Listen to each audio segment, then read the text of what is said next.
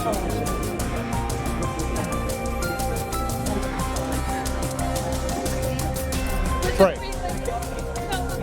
If you want something, just call me.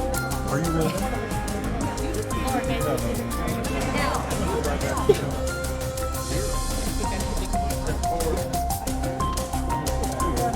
All right.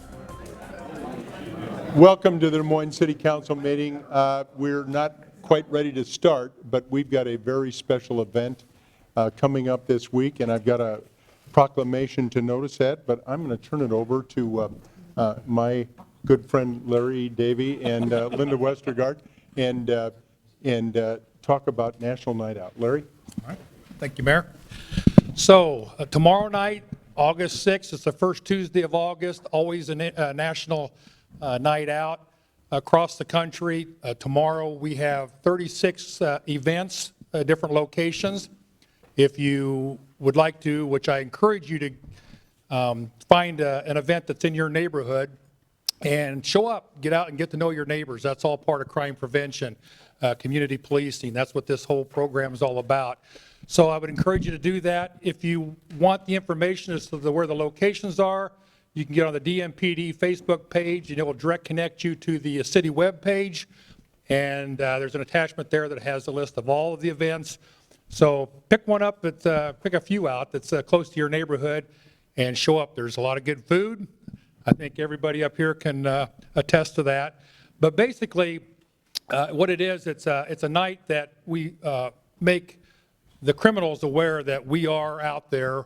The community police relationship that we have eyes and ears that live in those neighborhoods, that know the dynamics of those neighborhoods, know what may be right, what may be wrong, and encourage people to talk to each other. Neighbors just going to work and coming home and closing themselves in the house is not good crime prevention. We need to get out, use the parks, get to know people.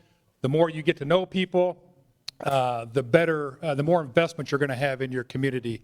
So turn your lights on, your porch lights tomorrow night, even if you can't attend an event, and support the National Night Out program. Thank you, Mayor. You bet. And I not only want to thank all of our members of the Des Moines Police Department that are going to be out with us enjoying all that great food, but also our community ambassadors, and thank you all for everything that you guys do as well. They're out there, it seems like whenever we need them or something's going on or we need a little instruction or direction, our community ambassadors are there to help us out, especially the Lindas that are up here. I really want to give them. We have 3 of them. Yeah, exactly. So they do a great job, but all of our citizens have partnered so well, and I think that part of National Night Out is to get everybody out. Let's meet each other. Let's relax. Let's get to know our public safety people. They're out there every day. They support us 24/7, 365 days a year. And I just, again, want to thank them all for doing what they do every single day. But the proclamation reads as follows. The National Association of Town Watch is sponsoring the 35th Annual National Night Out event on Tuesday, August 6th. And just so you guys don't forget, that's tomorrow, okay? Let's make sure you're out there. The Des Moines Police Department, neighborhood groups, businesses, and concerned citizens work together diligently throughout the year to prevent crime using sound community policing strategies.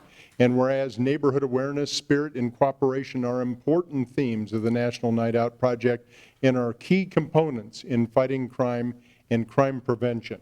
And whereas the National Night Out provides an opportunity for Des Moines residents to join together with thousands of other communities across the United States on the same day in support of safer neighborhoods and to demonstrate the value of cooperative crime prevention. Now, therefore, I, the Mayor of Des Moines, on behalf of our City Council and all of our citizens, do proclaim Tuesday, August 6, 2019 as National Night Out, and we call upon the residents of Des Moines to recognize and to participate in this special event. Let's give all these people a great hand.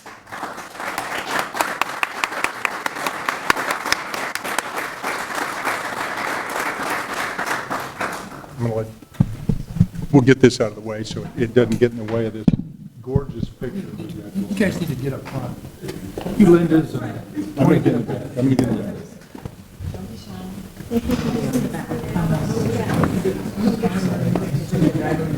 Come on, tighten up. We want everybody in here. John, come on up here.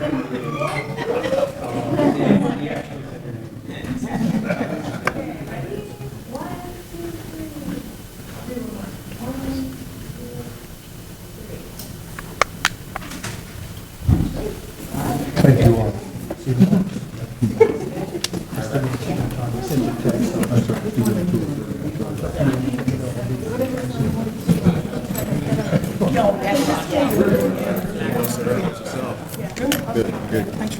Thank you. 40 years of history.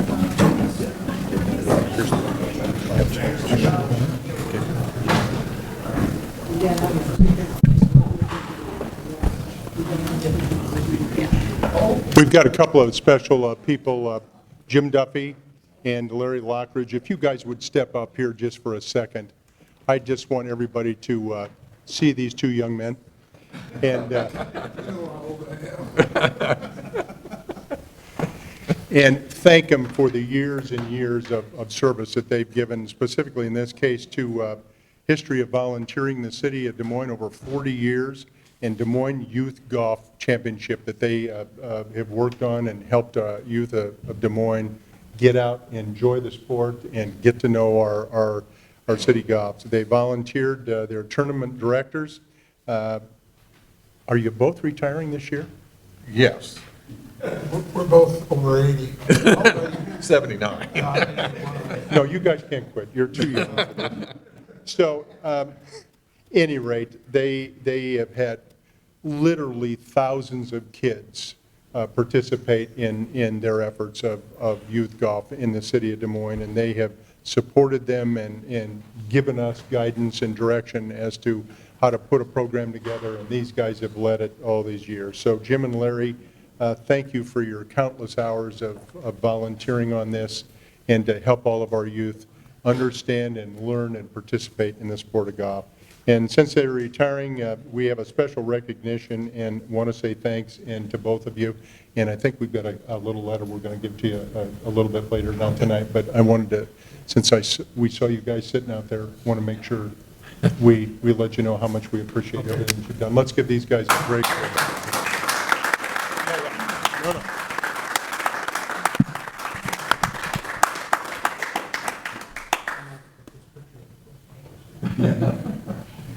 We're going to put it in a special place, as he said, we're not putting it in the post office. Okay. We've already on there. All right, 1, 2, 3. Good? Are we all smiling? Eyes open? Okay, good. Thank you. Send us a picture. Chris, send us a picture. We will. All right, we'll see it on Facebook before that.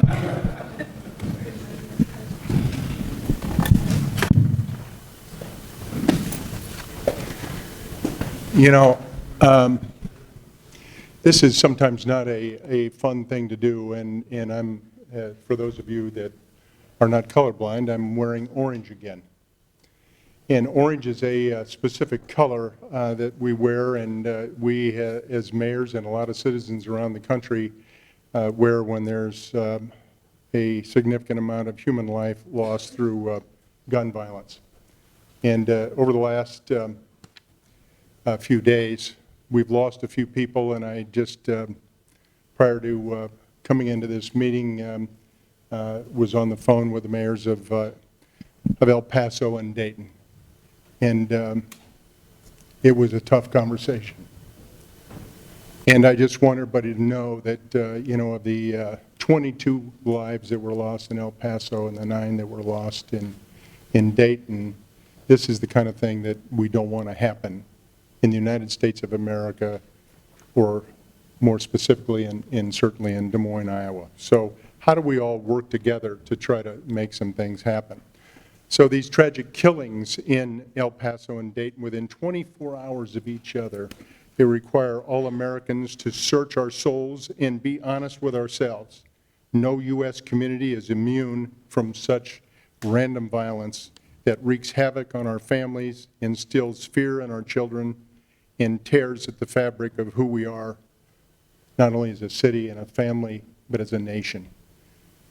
As mayor, I'm committed to engaging with our elected officials at all levels, our senators, our congressional delegation, our governor, and state legislators, to encourage them and ask them to come together and let's find real solutions in the spirit of common humanity. Our hearts go out to all those who lost their lives, their families, their friends, and the whole communities where they lived. We were deeply saddened. And now, if you all take a minute with me, I'd like to take this opportunity for a moment of silence to remember those who've lost their lives.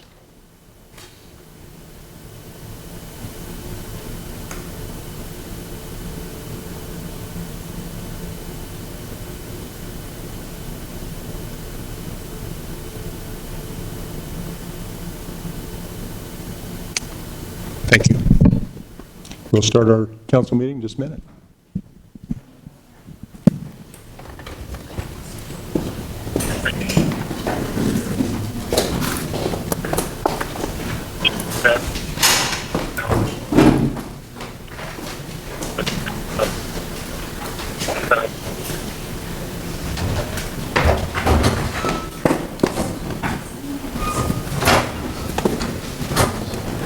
Gray, are you on the phone?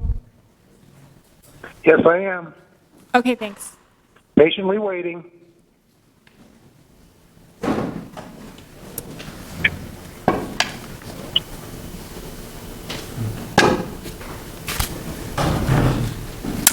Okay, we're going to take another quick little delay. We have another little thing that we do on occasion, at least about every month.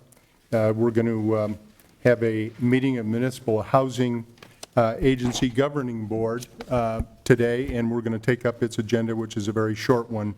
I'll ask the clerk to please take roll of the board. County, Here. Coleman. Here. Boson. Here. Gray. Here. Westergaard. Here. Mandelbaum. Here. Gatto. Here. We have a quorum.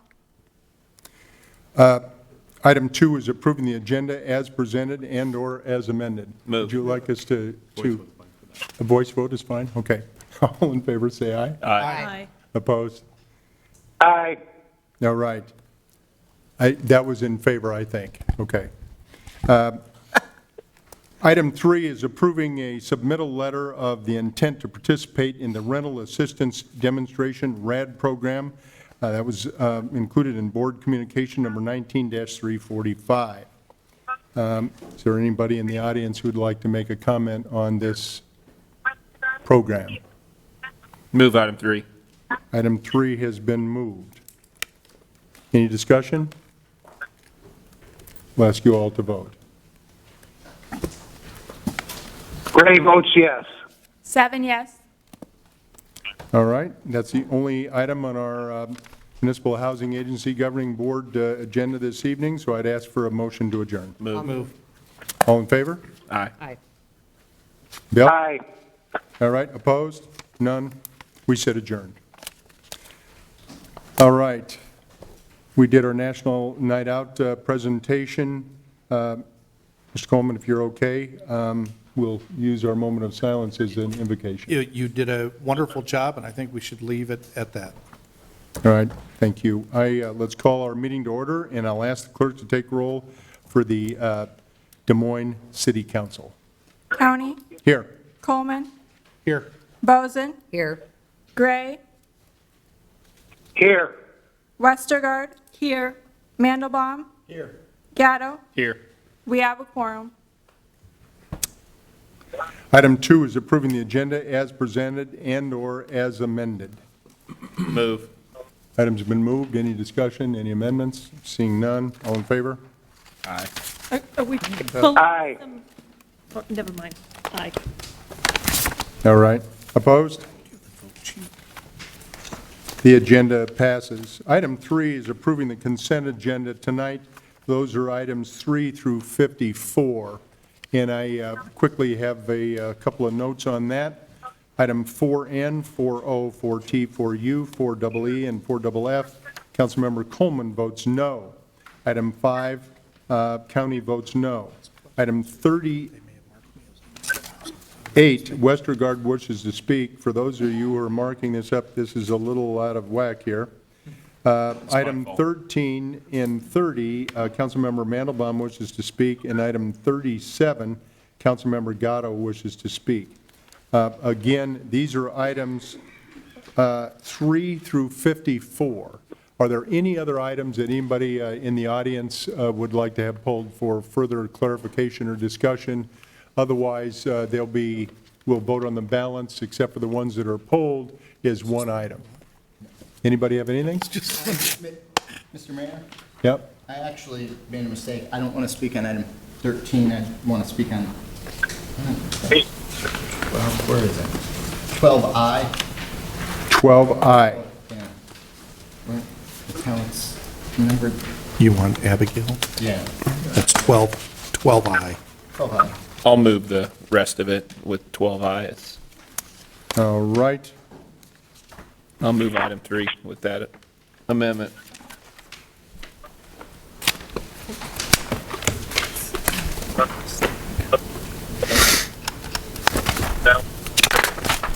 Bill? Gray votes yes. 7 yes. All right, let's go to 12I. I'll quickly get over there. 12I is a recommendation from Councilmember Mandelbaum to appoint Abigail Kanunga to the Planning and Zoning Commission, seat 12, for a 5-year term commencing July 5th, 2019 to July 5th, 2024. Councilmember Mandelbaum. So there's just a couple of things I wanted to say real quick about this. One, this is my first appointment to Planning and Zoning, and I wanted to take a moment. I'm not reappointing someone who I think has served our community well for a number of years, and wanted to recognize that service publicly and call that out, and that's Mike Simonson. He's done a lot more than just serve as a Planning and Zoning Commissioner, and his commitment to our community shows in a lot of different ways. And one of the challenges is you don't always have enough spots for all the people who you'd like to appoint. And this is a good example of that. But I do want to acknowledge all the contributions that Mike makes to our community and his service on the Planning and Zoning Commission as he is going off the commission.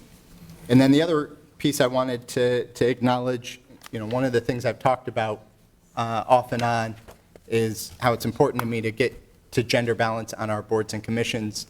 And this is my first opportunity to make an appointment to Planning and Zoning, and this will now bring Planning and Zoning back into balance.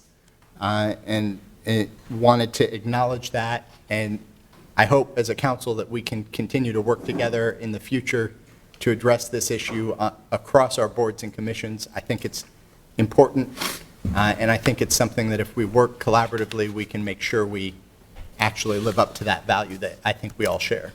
So with that, I'll move 12I.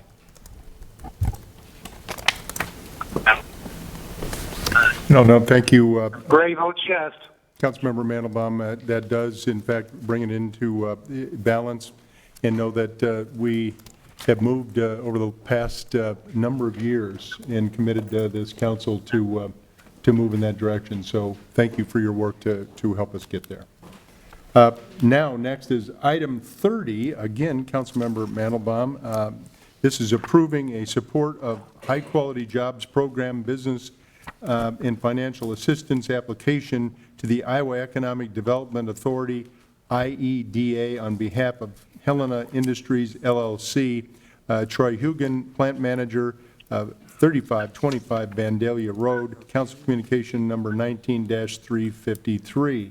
That one's mine, actually. That's 37. Mr. Mayor. But I can comment on that if you want me That's to. 37. No, it was listed, as I said earlier, under Mr. Mandelbaum's deal, but if, Josh, you admit that this is not yours? No, he has 30. He has I'm number 30. This is item Okay. 30. Yeah, that's not what he read. No, 30 is- I read 37. Let's do 37 as long as I read it. Sure, and let's then do we'll it. come back. I would be happy to do that. And I just, item 37 is, we've had a great corporate partner in Helena, and we've got some representative here. Their team, I spoke with them 3 years ago, and like I told them, they're doing exactly what they said they were going to do. They're reinvesting in our community. They're adding more jobs. This new investment is $37 million worth of construction and new investment to a manufacturing plant and a warehouse. 25 new jobs with an average salary of starting out of about $21 an hour. And right now, they currently employ 127 people. Right there is folks that we're looking for to keep expanding and consolidating. I know you have other operations in the region, and we want all those in Des Moines. So we appreciate you investing here and doing what you say you're going to do. I love that. So thank you, and I will move item 37. Absolutely, great job. Look forward to that expansion. Gray votes yes. Joe? Bill's very decisive tonight. Like that. 7 yes. All right, now, let's go to item 30. This is on a lease purchase agreement in the principal amount not to exceed $120,000 for the purpose of acquiring 4 Nissan Leaf hatchback electric vehicles. And this is, I believe, setting date of hearing, and this is council communication number 19-356, and that hearing will be August 19th. Councilmember Mandelbaum. Yeah, I just wanted to speak as this is a first step. One of the other items I talk about quite a bit is a climate action plan. And one of the things that we can do is look at our vehicle fleet. And these would represent the first 4 electric vehicles. I think we might have a electric motorbike right now, but the first 4 electric vehicles in our fleet. And that's a potentially significant step in what I hope will be a larger examination of how we approach our vehicle fleet over the coming years. It's something that I think not only will we be able to make this transition and have an environmental accomplishment, but I think if this works out as we think it should, over time, we will be saving the city money on fuel and operation and maintenance costs. So it's the proverbial win-win, and this is the first step to testing that out a little bit, and I'm happy that we are taking this step and just wanted to highlight this as another small step towards a more sustainable Des Moines. Yep.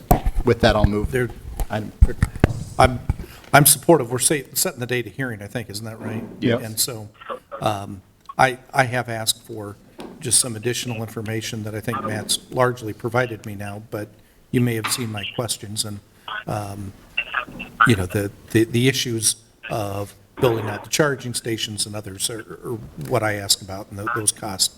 I would say it's the first time I think we're buying electric vehicles, but we have bought flex vehicles and some hybrids before in testing that. I know that's something, the mayor, I can't remember exactly what we bought, but we've had some mayor to purchase over time. Yeah, we bought some Priuses.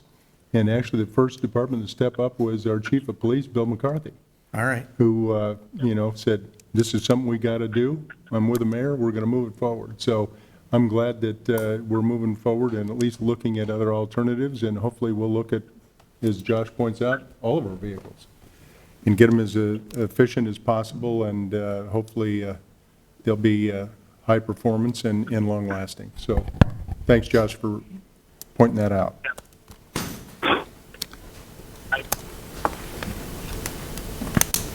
Bill? Gray votes yes. 7 yes. Okay, this brings us to item 38, which is another support of high-quality jobs program, business financial assistance, application to the Iowa Economic Development Authority, IEDA, on behalf of Next One Is that next one or next D? I'm not sure how Next they one. pronounce it. Okay, Next one. Okay. next one, Inc. Dr. Steve Lasky, CEO, 2800 2nd Avenue, Council Communication number 19-354. Councilmember Westergaard. Thank you. I just wanted to say to Dr. Lasky and Mary Lasky, thank you for investing in our neighborhood. You're coming to Ward 2. They're on 2nd Avenue. They're building a $1 million building. It will bring 23 jobs, high-paying jobs at average of $32.50, I believe, an hour. And we're just excited that you're here. Thank you, and we look forward to working with you in the coming months and in the coming years. So with that, I would like to move the resolution in support of the Quality Jobs Program. Bill? Gray votes yes. 7 yes. All right. That completes our consent agenda. We're going to move quickly into our ordinances. First consideration, item 55. Item 55 is amending Chapter 102 of the Municipal Code regarding street use permits. Council Communication number 19-352. Anyone in the audience want to talk about street use permits? You don't want to talk about it, sir? Okay. All right, can we have a motion? I'll move. Gray votes yes. Want to waive the second? 7 yes. Seeing that there was no opposition, should we, there's been a, Oh, go ahead. Councilmember Mandelbaum thinks, which I think is a good idea, let's waive second and third. Everybody okay with that? Re-amend the motion to waive. All right, we can vote on it real quick. All in favor, push your button. You got it. Bill? He said yeah. Item 56 is amending Chapter 114 of the Municipal Code regarding traffic regulation changes as follows. This is Council Communication number 19-350. A is a code modification related to the vacation of Elm Street between Southwest 5th and vacated Southwest 4th Street. B is a parking restriction East Bell Avenue between Southeast 6th Street and Southeast 7th Street. C is a parking restriction 31st Street north of College Avenue, and D is a code correction to match the field conditions commercial loading zone on 27th Street north of Forest Avenue. Is there anyone in here that would like to speak to this item? I'll move item 56, A, B, C, and D, and if there's no objections, I'll waive the second and third reading. All right. Gray votes yes. 7 yes. All right. We've got communications and reports. We've got a couple of minutes here. Let's open up the first one, item 57. This is from Joe Grandinet of 6215 Gordon Avenue to speak regarding budget, 4-mile meter parking, and a sewer break. Thank you, Mayor. Joe Grandinet, 6215 Gordon Avenue. I've been running for office, and there's a lot of questions people have, and there's questions that I would like to have answered. How much is the liability insurance for the skateboard park that we'll have to pay in 5 years? That's... That's going to be operated, and our Parks Director just left, but I believe that Polk County is going to do that. For the first 5 years, then after that, it's the city. We think it's in perpetuity, but we'll see how it goes. I have not seen any quotes on that. I don't want to speak for our insurance Sure.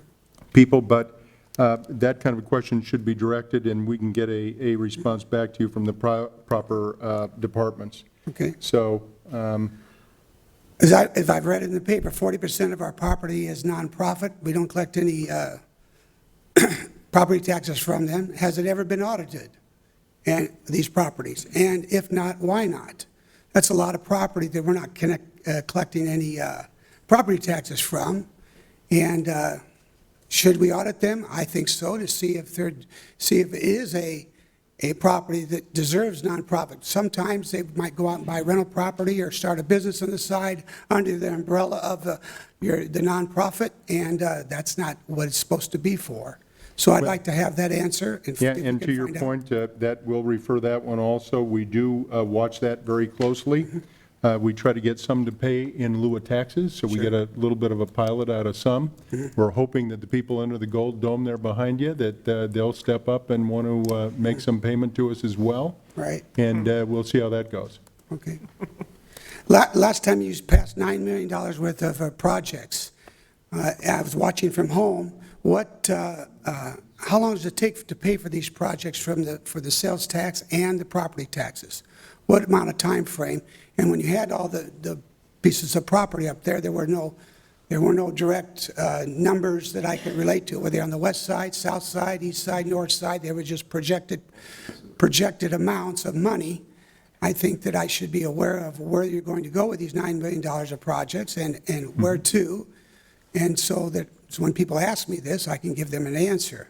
Sure, and I would suggest that you pull up the blue letters, and if you don't get all the specific information that you need, Joe, we'll have the city manager work with you, and we'll get you those numbers, because good. they're very specific. We have bids on them. Some are going out to bid. Sure. So we don't know exactly what they are, but our engineers have estimated what those should cost. Okay. We're hopeful that they'll all come in under estimate, but we'll see. Mayor, Yep. I might inject, here's a quick rule of thumb.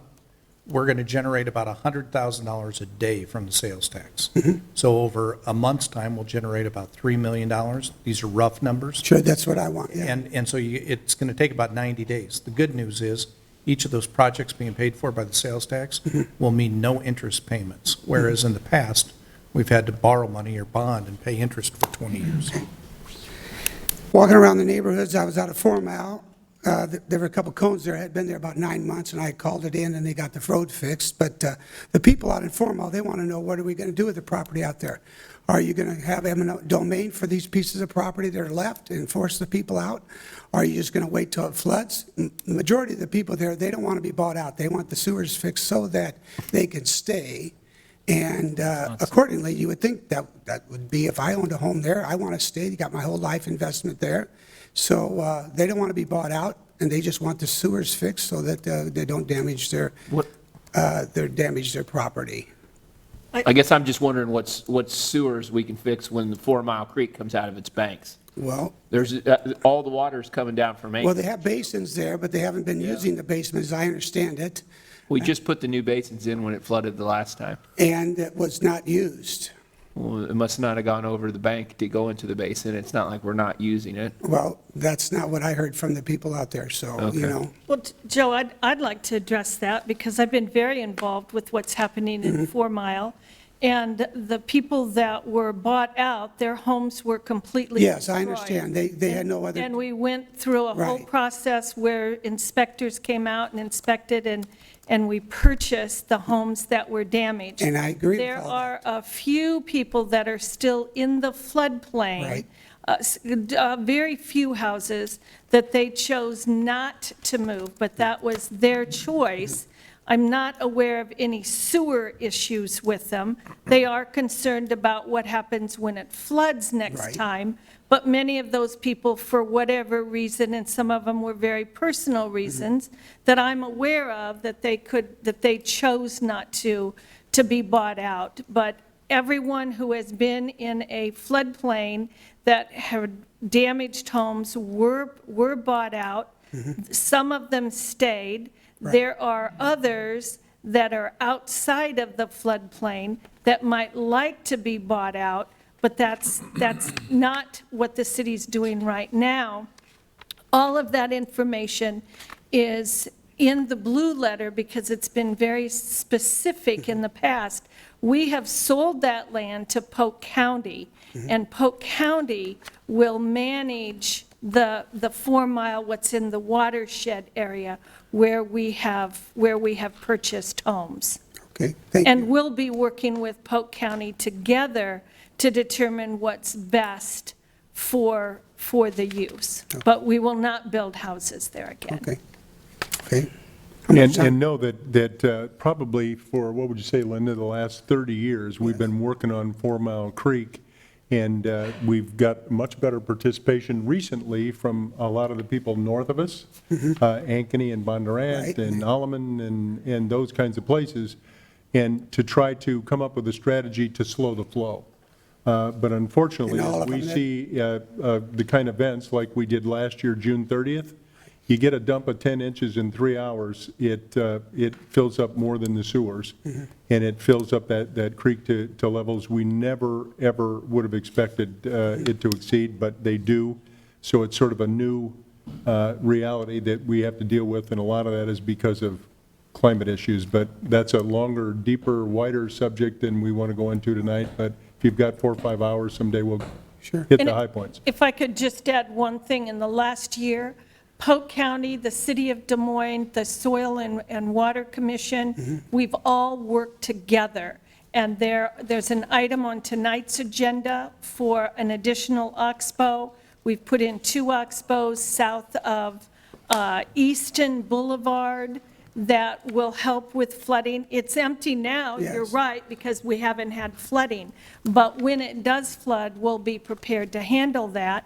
We've also partnered with our county and other organizations that we've got a huge wetlands to the north that we've purchased. So there's been a lot happening in the past year to mitigate the flooding in the 4-mile watershed. Do I have any time left? Pardon me? Well, you're about at completion, but if you've got one more thing? Yeah, a couple of things here. You know, you walk around, the East Village people, they don't like the metered park until 9 o'clock because they have businesses. And then when you walk down Ingersoll, the next question is, are they going to start putting metered parking on Ingersoll like they do on East Village and the rest of downtown? So I don't know the answer. I can't give an answer, but the Ingersoll people are worried about if they're going to have to pay for parking on Ingersoll in the future. And they don't necessarily like it, and the people in East Village don't like the fact that they're going till 9 o'clock. You have to pay because they have customers, and Yeah. it scares the customers away. And we have listened and we keep working with the people in the East Village. I know some of the people along Ingersoll, and so we'll keep talking to them and see what we can work out. And I don't believe at the moment that we're talking about putting meters on Ingersoll. Okay. And I believe the majority understand, and especially with the new garage being built in the East Village, and with that garage and the state garage, there's 3 garages that we lowered the rate that they can park in the parking garage. Yes, they said that. And it really helps for the residents aren't sitting there parking for free when it's taking up, if I want to go out to dinner in the East Village and the resident that lives upstairs is parked there and I can't park there. Yeah. That's the reason that we charge at night, Joe, down there. Okay. They also asked if you could get meters you could use an app, Yeah, we're going to get that. yeah, like other cities have. Yeah, Okay. no, we're going to. Thank you for your time. Thanks, Joe. Can we have a motion to receive and file as comment? So moved. All in favor? Aye. Okay. Let's move, Ray votes aye. all right. 7 yes.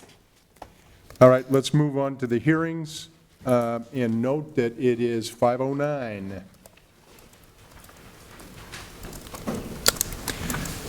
Item 64 is our first hearing item. It's on the vacation of excess city-owned right-of-way at the intersection of South Union Street and Hartford Avenue, and the conveyance to Maria Gonzalez for $1,000. A is the first consideration of the ordinance above. Because this is a hearing, I'll open it up and ask if there's anybody in the audience who would like to speak to this item. Seeing none, Mayor, I'll move 64A, and since no one's here, I'll move to waive the second and third reading of the ordinance. You know, Ray votes yes.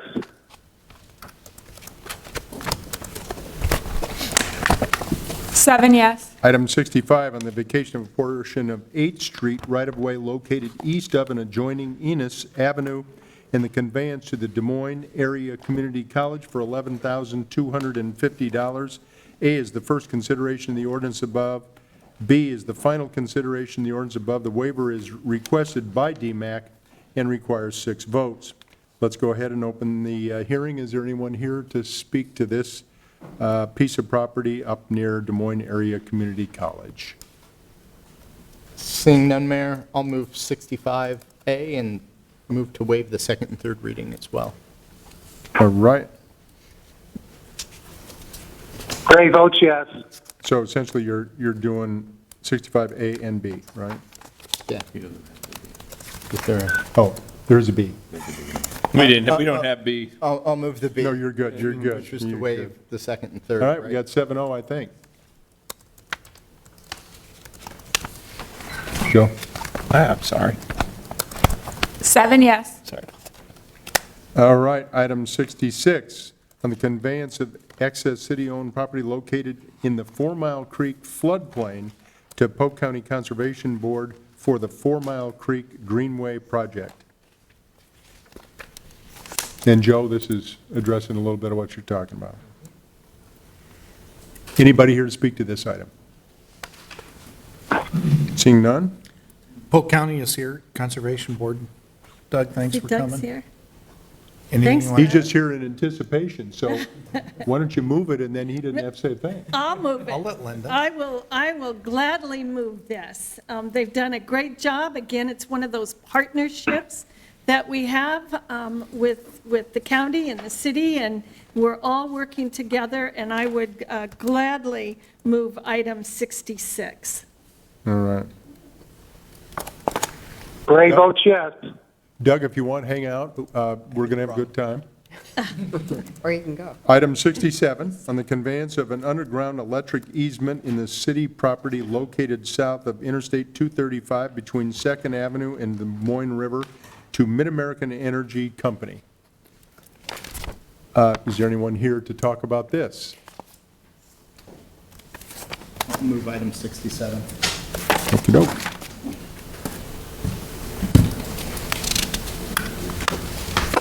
Josh gets Bill? fun today. Bill? Gray votes yes. 7 yes. All right, item 68, on the conveyance of excess city-owned property at 2301 Sunset Road to Packaging Distribution Services for $8,843, and we'll open the hearing. Anyone here to speak to this item? Seeing none, I'll move item 68. Item 68 has been moved. Bill? Gray votes yes. All right. Item 69.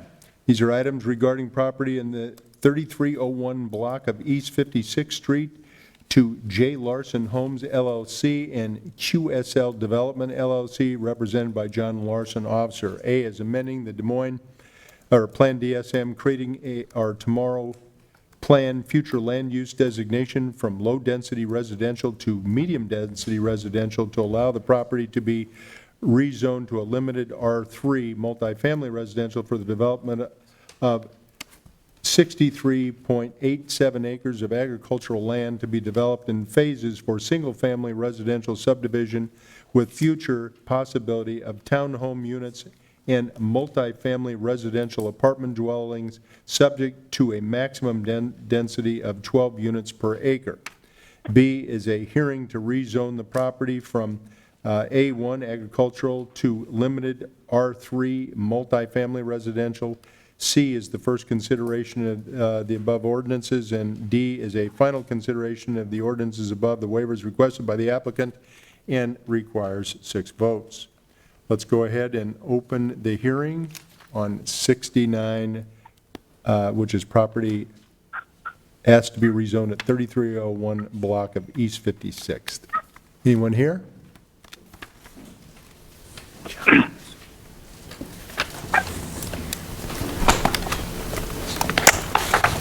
Get the overhead, please.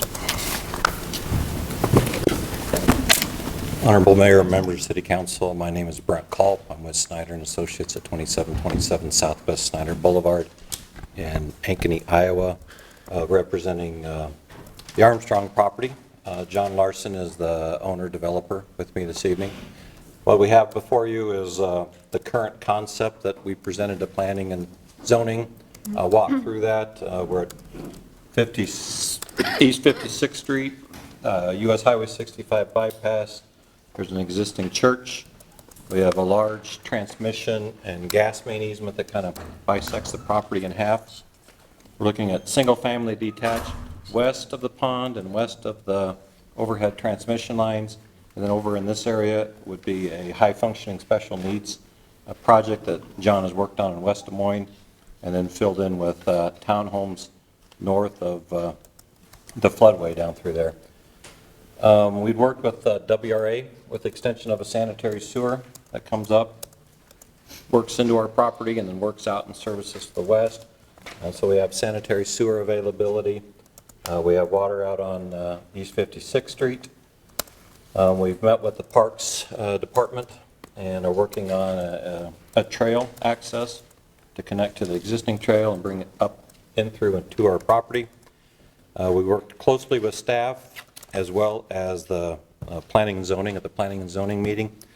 There's just one item on 5B that I wanted to point out, that it is listed there, but there may be, as we develop the pond, there may be some areas that lower level basements may be an issue, and I'm talking 2 or 3 lots, but that is listed in here, but that's just something.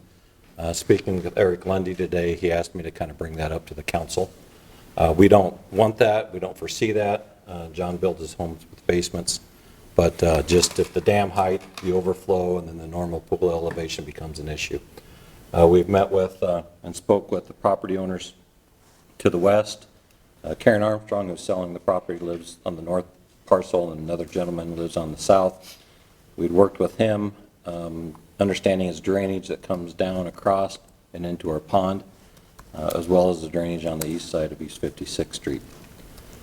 Like I said, we received a lot of input and discussion with the Planning and Zoning Commission. They provided us some input along with staff at the meeting, and they provided us a unanimous approval at the meeting. So we'd be happy, John or I, to answer any questions you folks might have. All right, anybody have any questions? Thank you, Brent, for the presentation. I got one Yeah, question. go ahead. Just because you mentioned the drainage that comes across and into the pond.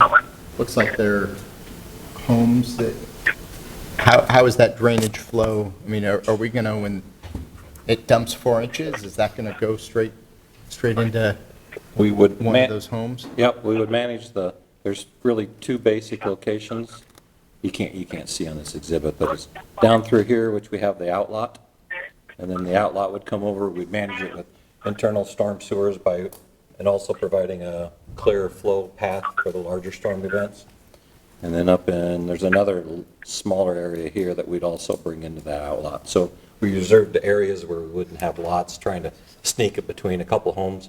We've reserved a larger area for that to occur. What type of rain does the overflow, is that going to be designed to accommodate? I mean, the SUDAS requirements would be the 100-year. You are currently the only person in this conference. Please wait while others join.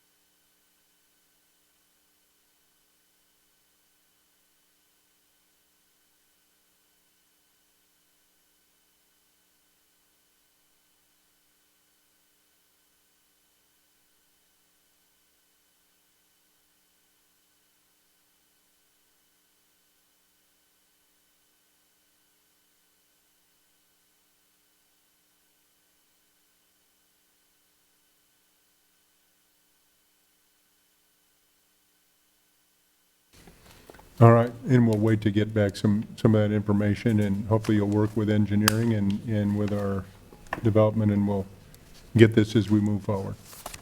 Thank you very So much. thank you all. Any other conversation? Anybody have a motion? I'll make a motion. This is in Ward 2, and I appreciate that. It's always great to see new homes, new development in Ward 2 that just adds value to our entire city. So I do appreciate that. I would like to move item 69A, B, C, and D, but may we make an addition to address item 5B in the plan and zoning report, where it says, "Any house shall have a full basement unless determined infeasible by the city's building official and planning administrator." Is everybody okay with that? Okay. So we don't need to add anything to that. So wait a minute, are you Wait. striking it, or we're No, going to talk I'm about not it? going to do anything. I wanted to talk about it, but it's in here. It's just saying if it's not feasible to build a basement, then you don't have to build a basement. Yep. I think that's in our They've new acknowledged code, that, and too. we're good.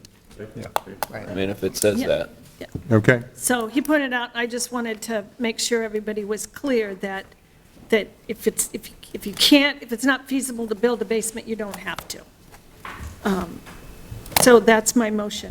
okey-doke. Can I try to get that conference back on to see if? Fine. The music was just kind of I'm, no, breaking I'm us up. sorry.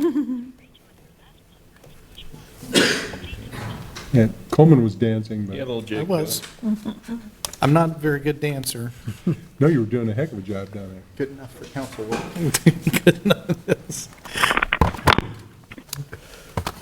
Did he Get him, say or you yes? want me to just call him on my cell phone? Bill, are you on the line again? Yeah, I can hear you now. Say- We still on 69? Yep. Motion to approve, Ray votes yes. okay. 7 yes. Item 70, regarding request from 50th and Douglas LLC, Matt Connolly, to rezone property located in the vicinity of 3905 50th Street from R160, one-family low-density residential to PUD, planned unit development for the approval of a PUD, conceptual Beaverdale Townhomes for the development of approximately 2.74 acres for 21 row house, one-story townhomes on a private drive access from 50th Street, subject to conditions.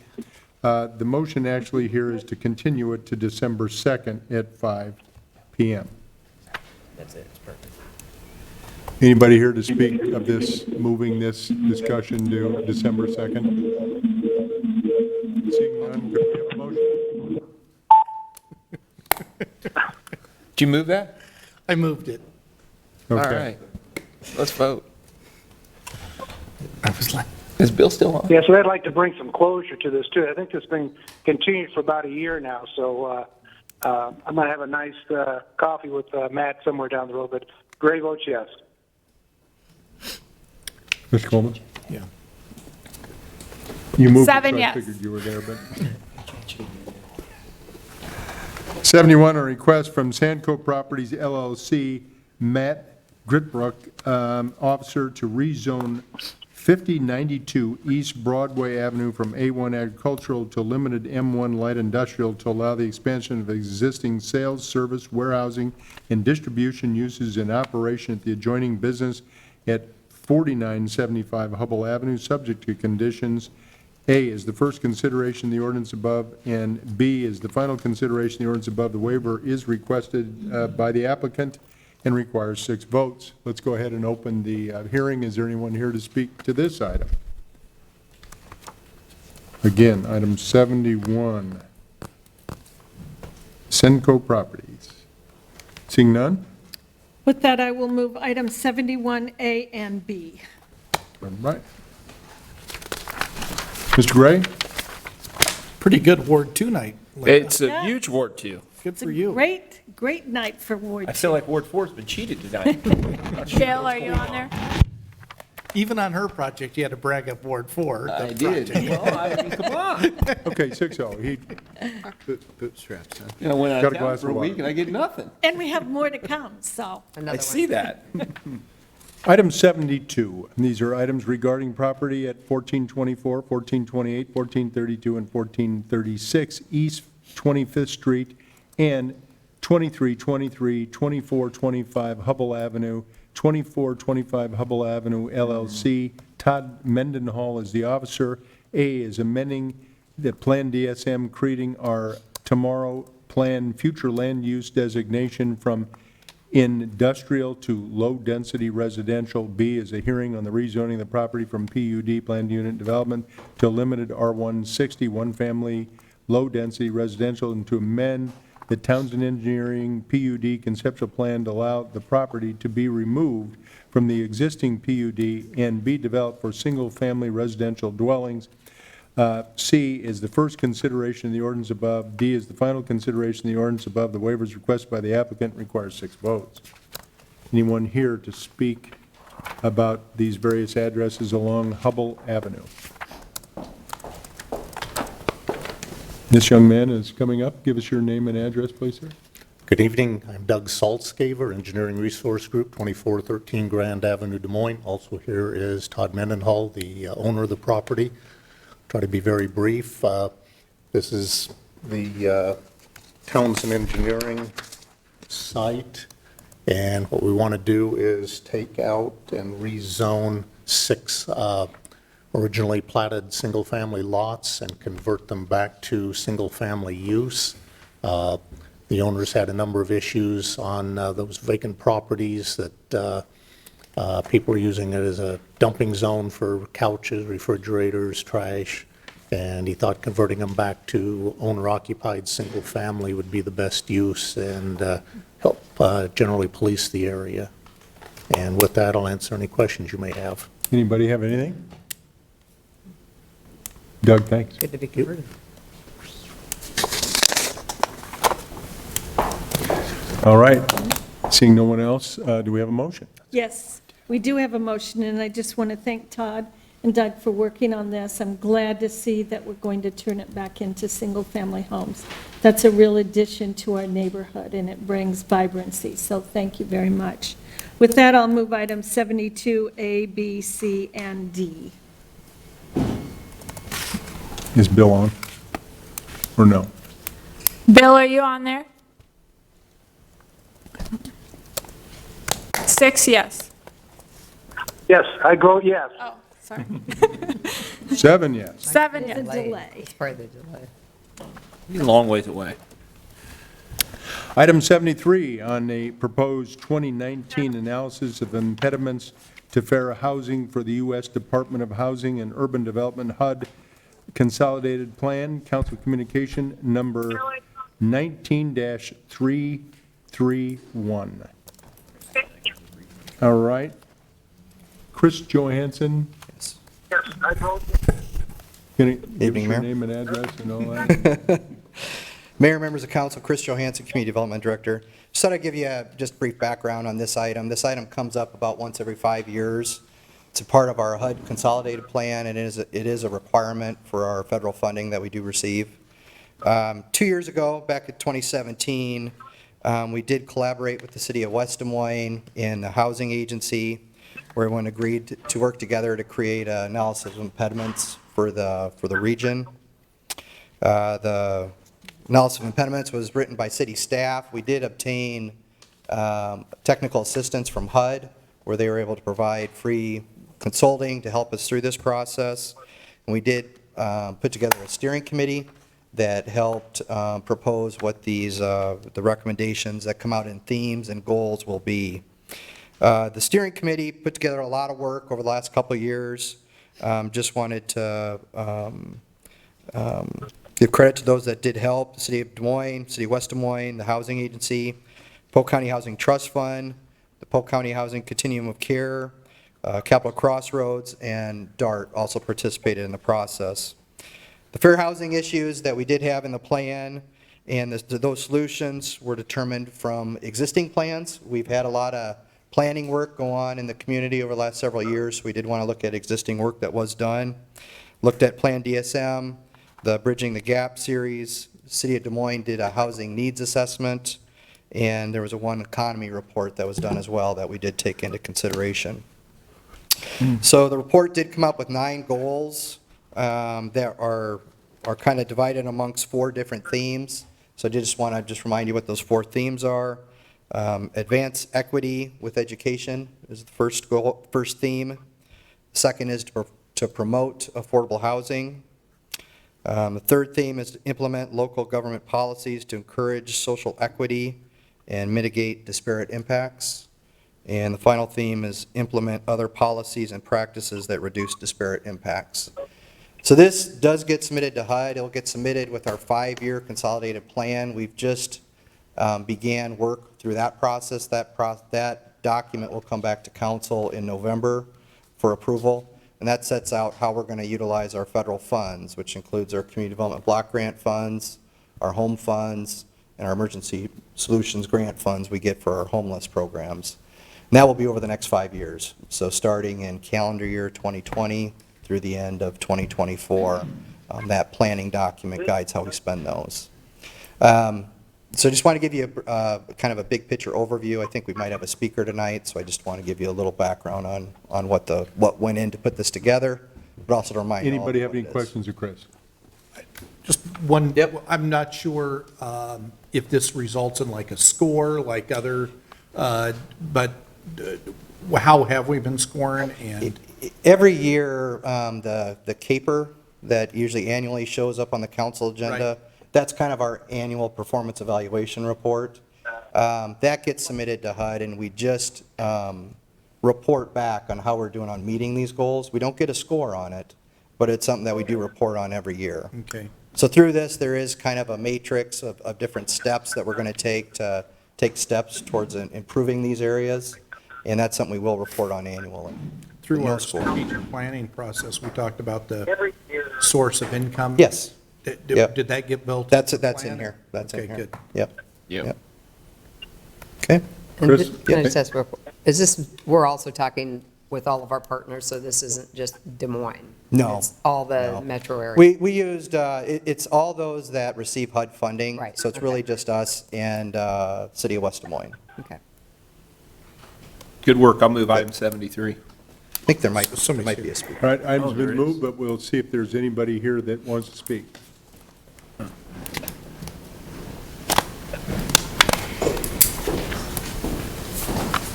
Mr. Burmeister.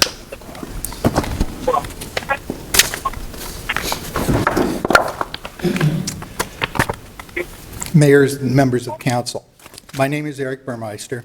I'm the Executive Director of the Polk County Housing Trust Fund, 505 Fifth Avenue, Suite 1000, and also a resident of the City of Des Moines, 1517 42nd Street.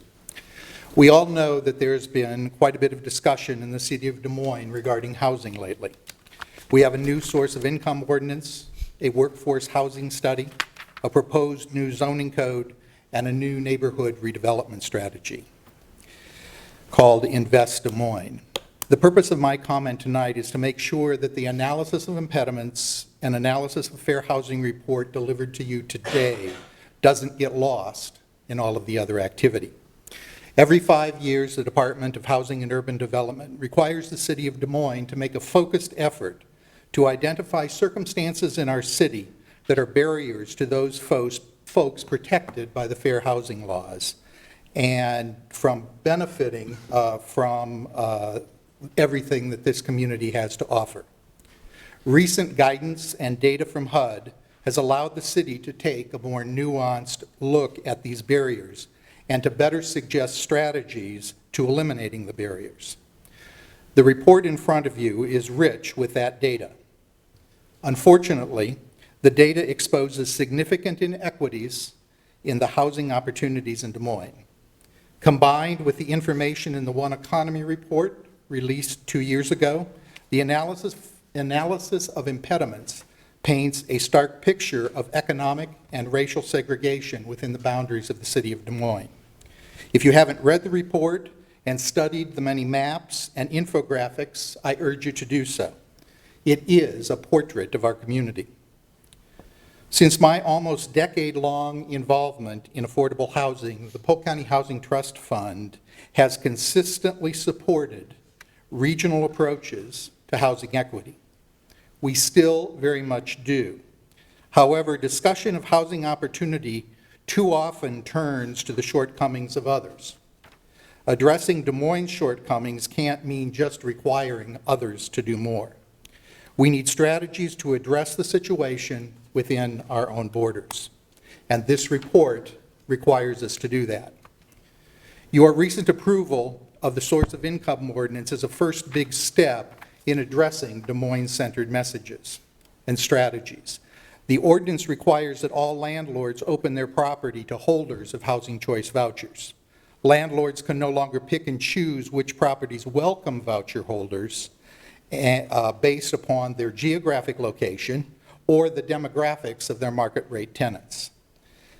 As the analysis of impediment indicates, the surrounding neighborhood and the economic circumstances of one's neighbors has a positive impact on low-income families. Invest DSM gives us the opportunity to address inequities with one of the city's biggest financial commitments in decades.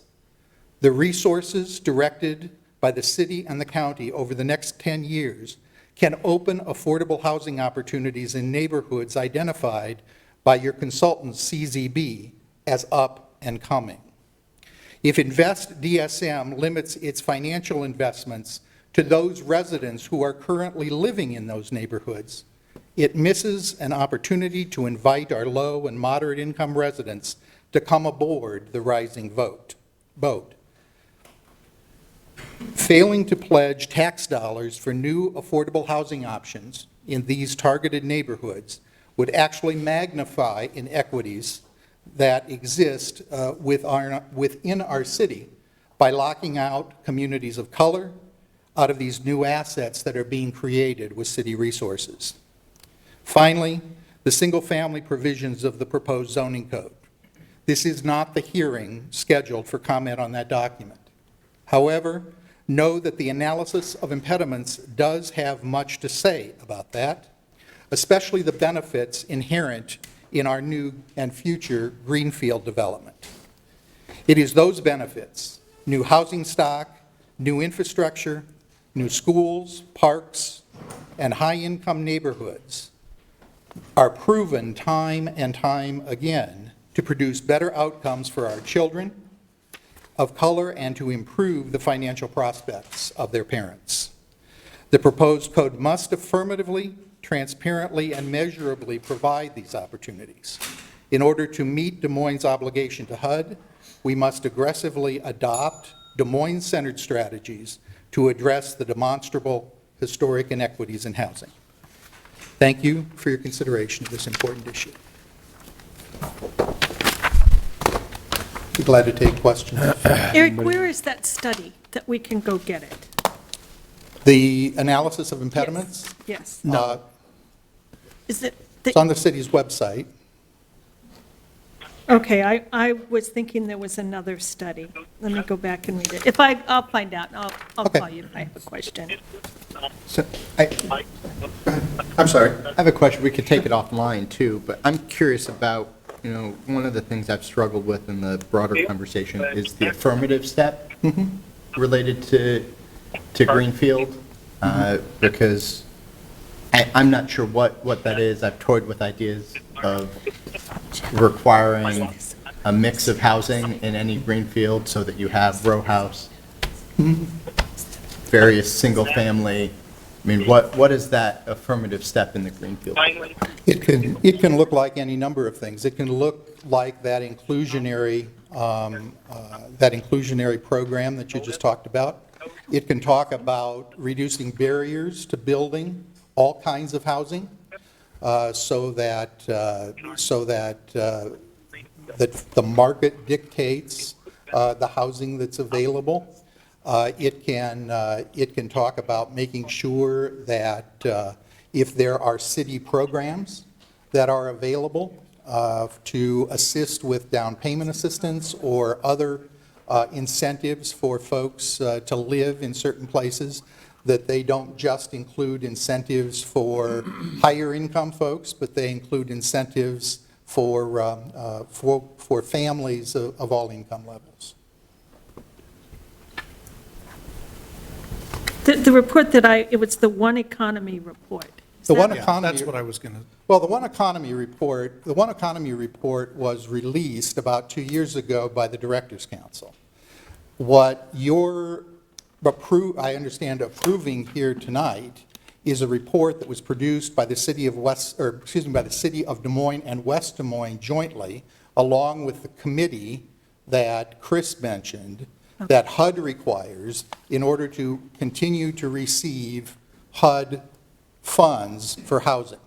So you're required to prepare this report every 5 years in order to receive home dollars, CDBG dollars, and dollars that come under the McKinney-Vento funding. It's about a 138-page document. As an organization that was involved in putting it together, I will tell you, I believe it to be extremely well done. Amazing number of maps, infographics, data regarding the current minority population and distribution around the city of Des Moines, and the opportunities that there either are or aren't for that particular population, that is, those folks who are protected by the fair housing law from accessing the benefits of the city of Des Moines. Do those maps also show where all the affordable housing is throughout the entire city? It does. And where it targets most of it is? It does show where it is, yes. And that's part of the issue, is that most of the affordable housing is in the inner ring neighborhoods in the city of Des Moines. I think I found it. We have plenty of that on the southeast side also, Eric, and we've had that discussion before. And I can take you to those parts of the areas on the southeast side that we built newer neighborhoods 25 years ago, and they're not new anymore. So there's plenty of affordable housing there. Mayor. Mr. Coleman? Eric, I respect very much the organization and your advocacy and being all in. A couple of thoughts. I don't want to dive too deep into the zoning as it affects this tonight, but I think it's worth a conversation. You know, I'm struck by the fact that I think you were well quoted and well covered in your work with PNC last week. You know, 2 weeks before that, they passed several things, all that had minimum size requirements. When they went to specific projects, and you get away from theory and college textbooks, and you say, on specific projects in this area of the city, should we have a minimum square feet allowance, you know, requirement? Every one that they voted on that's on our agenda tonight has them. I mean, that's, when they look at it specifically. And so I think how we manage making sure that we build in affordability without blanketing the whole city without any restrictions or requirements for quality or size is the fundamental discussion we have to have over the next couple of weeks as a council and as a community. So I look forward to that, but I mean, I didn't hear anybody stand up today when we had an actual project in front of us and say, we're doing something wrong by requiring 1,250 or 1,400 square foot houses. We all voted for it. We have every time we've been at the council table for a decade, I think. I mean, 100% of the time. So how we transition from kind of the theoretical textbook, you know, which I want to agree with. We got to find ways to make housing affordable. And in the past, we've been able to do that, you know, through the planning and zoning process. What we're talking about now is exempting basically every project from the planning and zoning. You made an appointment tonight. I'm not quite sure they'll have much reason to meet. Gender balance or not, just for the record. It's Still interesting. plenty to do. The issue that I wanted to say is your Polk County Housing Trust Fund. You made very complimentary comments about the council, all 7 of us voted for the source of income regulation. Inherent in every paragraph in your letter is that spreading out the affordability component into the whole city and presumably to the whole region is more effective. And so I would challenge you and your board to already 25, 28% of all of our vouchers are used outside of the city of Des Moines, where I don't think any of them have the protection that we recently passed in terms of, source of income. And so I hope it becomes, as you said, that's kind of the shining star of what's happened, in the metro area the last couple of years on this subject. I hope you take that and that becomes kind of your, singular, hallmark goal over the next couple of months to ensure that most, if not all, of the communities in Polk County where you serve provide that same level of support and protection for potential residents and current residents. Yeah, so will you go and make this type of conversation with the other parts of the region? Johnston, Ankeny, folks where the job centers are located, and we need more affordable housing to that region. Will you go and give them this type of statement, Eric? We speak to those communities all the time. I was in Johnston. You come to their city council and make that type of statement and encourage all the council members and the mayor to do this? Of course, when we give That's them the awesome. opportunity. I think that That should be the goal. But understand, ladies and gentlemen, that this report that you're approving tonight, while I said the Polk County Housing Trust Fund supports a regional approach to affordability, this report doesn't give us that luxury. This report says, what are you doing in the city of Des Moines? And that's what HUD asks of all entitlement jurisdictions.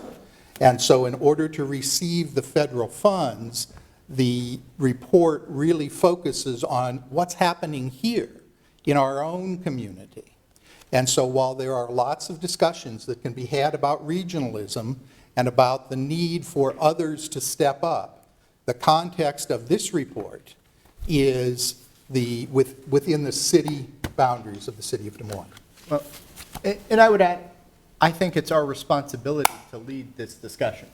I mean, we should do things like We're a legal leading source partner of in- income and I think we have. and take that to others. Yes, but it's not a we have and we're done. It's a we have and we will continue to.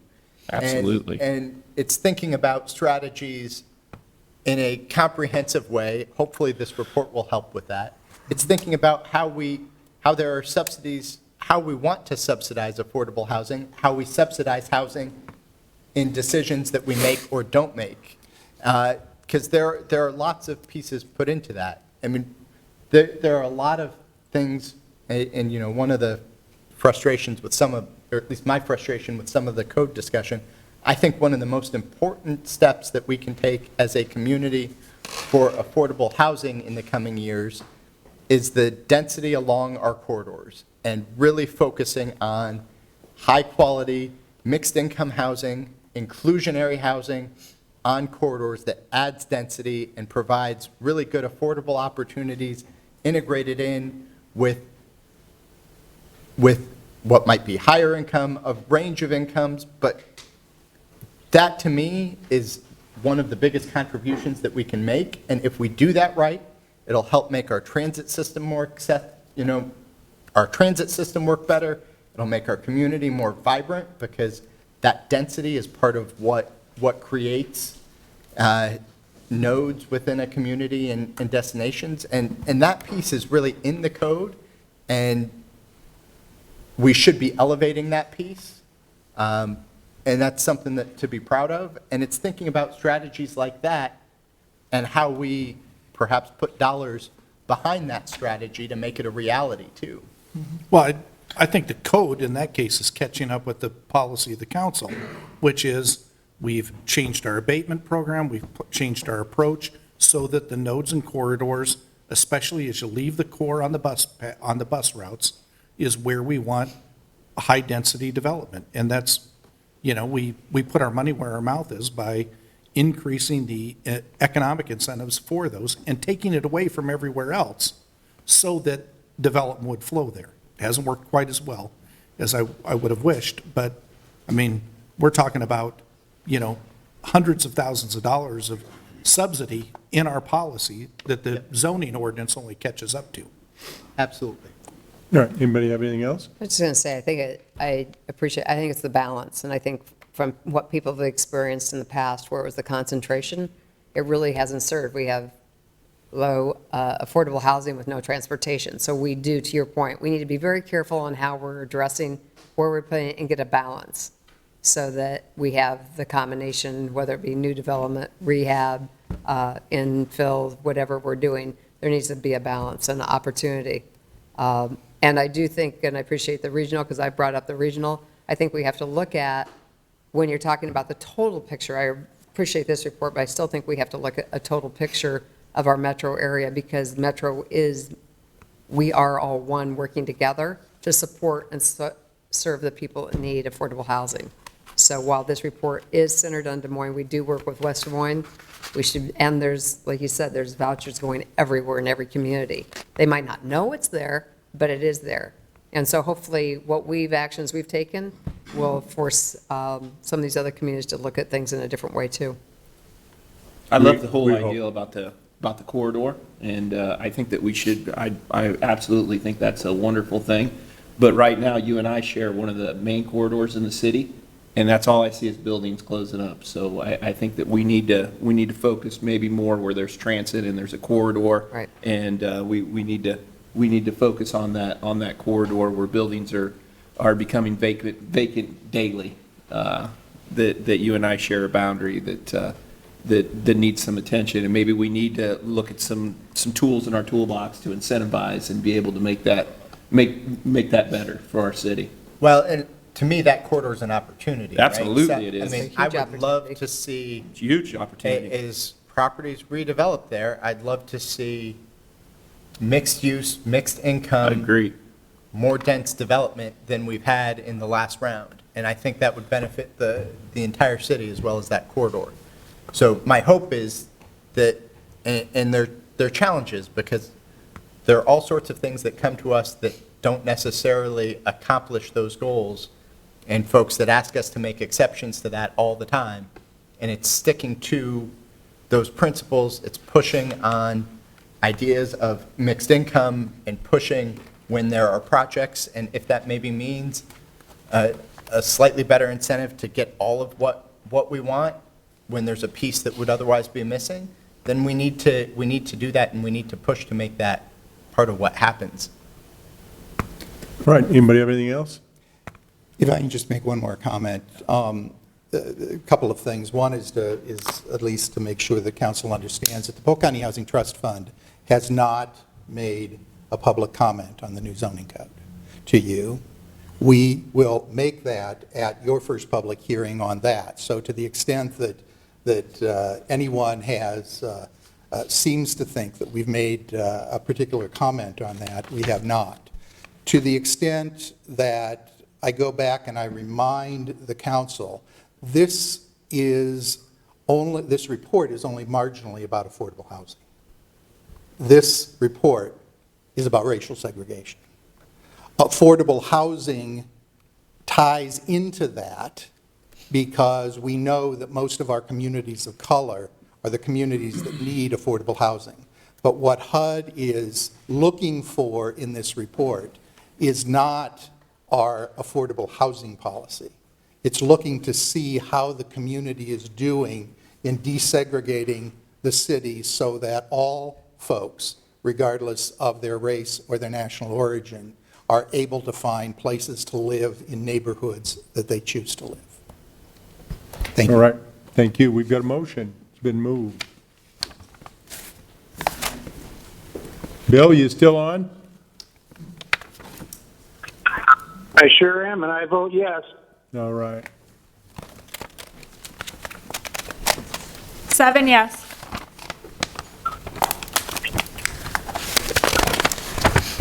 Item 74 is on a 5-year lease agreement with 3 5-year extensions with Electronic Engineering Company not to exceed $2,700 per month with 2% annual increases for property at 4039 Delaware Avenue for police communications purposes. Council Communication Number 19-336. Is there anyone here to speak to this item?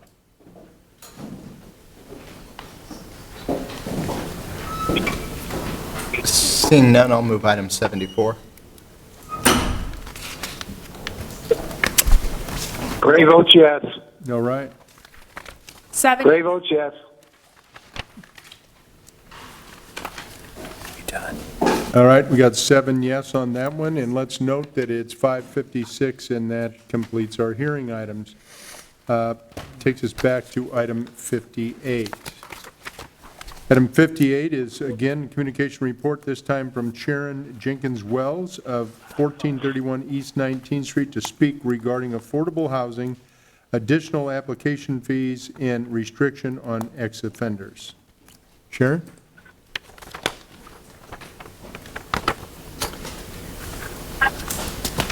Good evening, council members. You have to forgive me, I don't have my glasses on, so I'm kind of blind right now. I'm requesting to discuss 2 topics, the housing restrictions for ex-offenders and affordable housing. Several years ago, I approached the city council regarding this subject matter of changing the current restrictions of ex-offenders in the area of housing and employment. I received positive feedback, yet no solutions were imposed, as suggested with the legislature. Obstacles have been placed in the way once a prisoner is released. Even after serving their time, another sentence has been imposed. We talk about prison reform, and to me, all that is going through the motion. For years, I have fought for the rights of prisoners, and I can no longer keep silent, even though my talks and any public speaking has been monitored.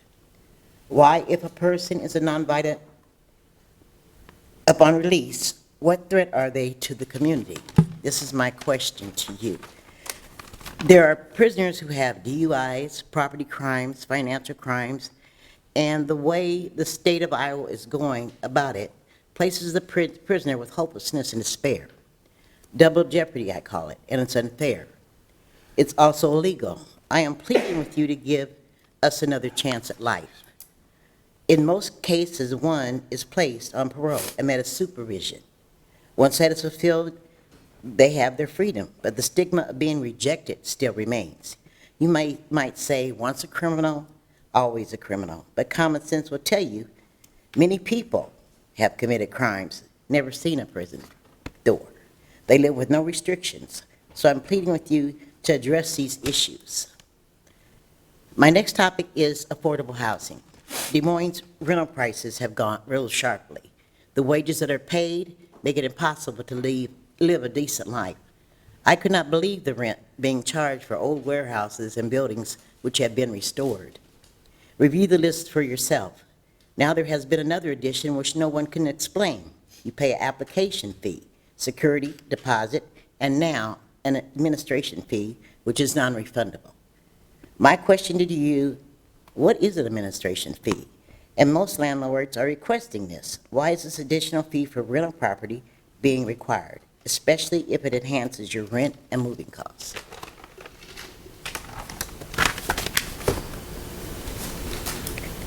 Anybody have any, well, I talked to you I understand. several years ago. So what I think we need is to receive and file your comments, and then let's get the manager to again follow up and see what kind of responses we can get out of our departments that are going to address those various issues today, rather than, 7 years ago. I would presume that you got some answers then. Yes, I did. And let's hope that maybe the answers are better today than they were 7 years ago. But I will ask the manager to please get, maybe not to deliver over, but if we can get your contact information. Yes. Do you have it? All right, so we can follow up with you and. And can I just say one more thing? Absolutely. Mayor? When the gentleman was talking up here, I have experienced racial discrimination. I lived in a building. It's very sad. I was only black there. This just happened a couple of months ago. a new rental company has taken over in Des Moines and other areas out of California. And the people didn't want me there. They threatened the landlord, if you do not evict her, we will not renew our lease. I've never, and I'm over 60, I've never experienced that type of racism. What I went through, the police were called all the time, you know, reported DHS. I don't have kids in my home. My grandkids couldn't visit. It was a nightmare, a nightmare. And, you know, a person should be able to live. I love that apartment, but they didn't want me there. And it was affordable for me. Now I'm looking at places that are 900 here, this to that. I'm retired. I'm still a certified paralegal, but I'm retired and I'm permanently disabled. And it's sad that I had to experience something like that. And the renters didn't do nothing. Now they're suing me. I had to leave my things there because I had no way to transport them. I mean, this thing that you don't want this person here, and then another one lies, you know, I mean, it's sad. I've got it all on tape, the lies they told on me, and it was sad. So now I'm homeless, living with my cousin, and it's hard for me to get a place to live. Plus, I got the stigma, I'm an ex-offender.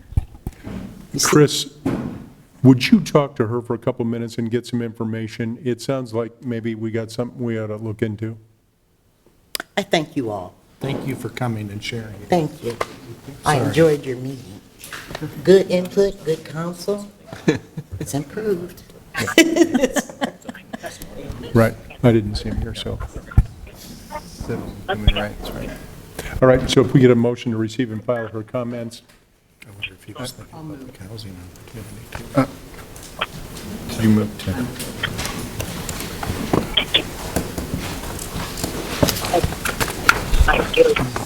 Bill, are you on the phone still? Great. Yes, I am. Gray votes yes. 7 yes.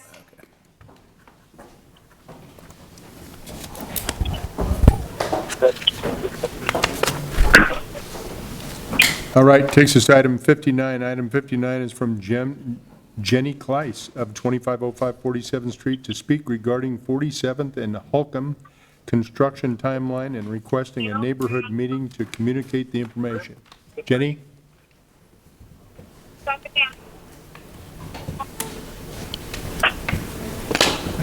Hello, City Council, Mayor. First of all, I want to say that the city is doing a great job communicating on Facebook. I appreciate all of you with your posts, the Parks program, all the other miscellaneous informative posts. Lessons learned from the flood of 6/30/18, one of them was communication, and in that respect, you are doing what you said you were going to do, Councilman Gatto. I appreciate that. 47th and Holcomb construction, we're not getting the communication. We need the communication. I've asked if, you know, I originally requested a neighborhood meeting to communicate this. As I was riding my bike across the great state of Iowa, I thought, why can't we have a Facebook page dedicated to 47th and Holcomb or infrastructure projects or however people want to do it? I'm finding in trying to get information on what is going on my street, in the infamous words of my late father, it's like pulling teeth from a chicken. We need to have a better way to get information. I don't know what the answer is, but we need to have a place where we can get information. We need to have a place where we can ask questions and the city answers them, the contractors answer them. I mean, I'm finding I get home from Ragbri and the street's torn up and utilities are being moved and maybe my gas is on, maybe it's capped. The city says, well, that's utilities, that's a private entity. Okay, well, somebody has to know something, because there's work being done on my street. So somewhere, somebody has to know something. If it was posted somewhere on Facebook, while I had connectivity on Ragbri, I could look and see what was going on and have someone handle whatever needed to be handled at my house. But I would really like us to work together more on the communication with this project and other projects that are going on. Can we do that, please? Yes. We need to, not just your project. I thought there was going to be a Facebook. I mean, somebody said that Macokota was having problems. You know, I'd like to see what's going on over there with those folks. Gloria Hoffman said, well, I'm not on Facebook, but if you show me how to get on Facebook, I'll do that. She's 91 years old. She wants to follow this. Can we make it happen? So let's refer to the manager and for communication to all appropriate departments to see what we can set up to get a good communication system that is accessible. And, you know, I think it would even save the city time, you know, that way you don't have the same people emailing the same questions and, you know, I mean, it'd be a one-stop shop. I'd appreciate it. I think it'd be very helpful for everyone. Update. Our city engineer is here. Yeah. What, Steve, was there talk of a Facebook group, like a private? Until we get to here. I thought. You know, that's where everybody gets their news these days. You know, we don't. Honorable members of the City Council, I'm Steve Neighbor, City Engineer.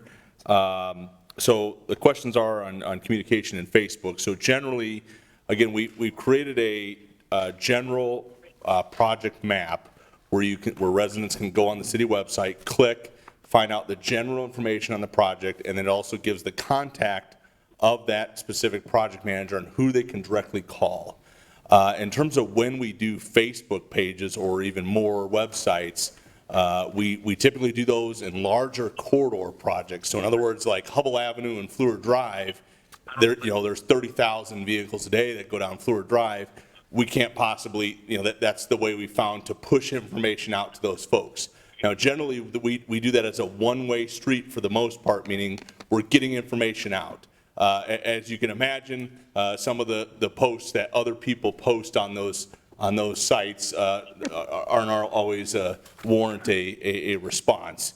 When it comes to neighborhood type projects such as 47th and Holcomb, we have, probably over 100 active projects right now going on in different stages.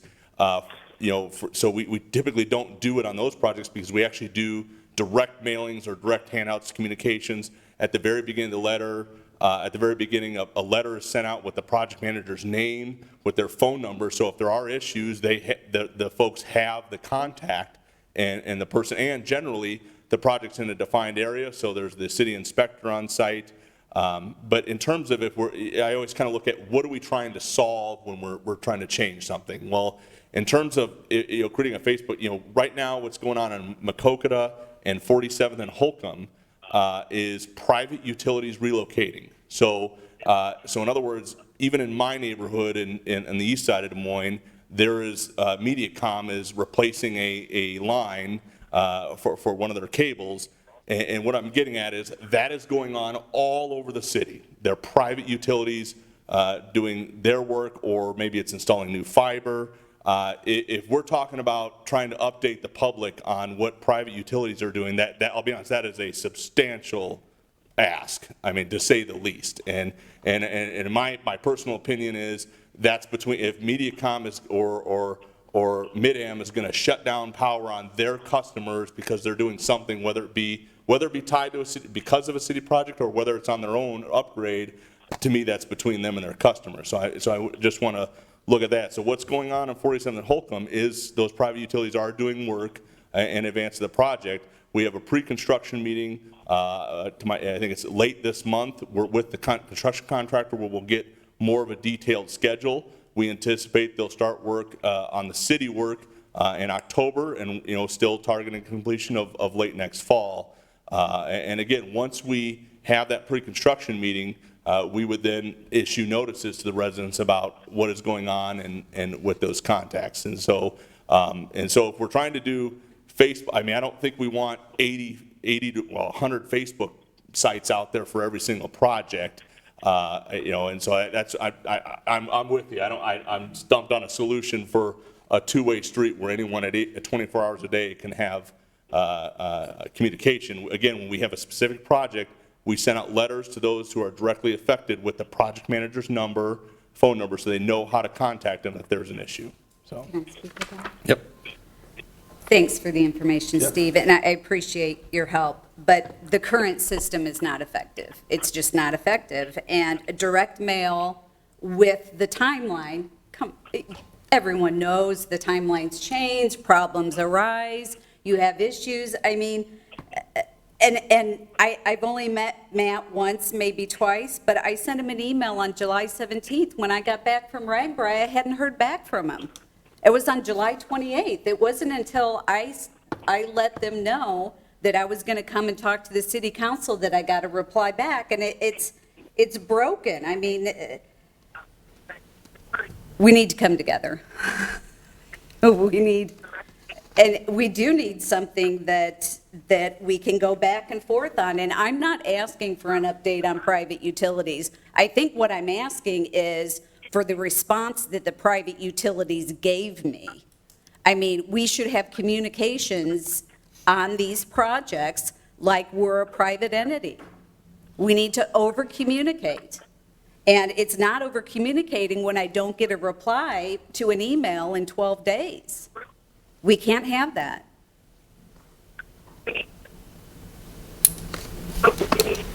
Mr. Manager, I would ask that you and Steve and everybody, let's see what we can do to optimize whatever it is we can do, and I can understand your conundrum, Steve, regarding all the projects you have going. How do we do that with all the moving parts, and some of them you're not in control of?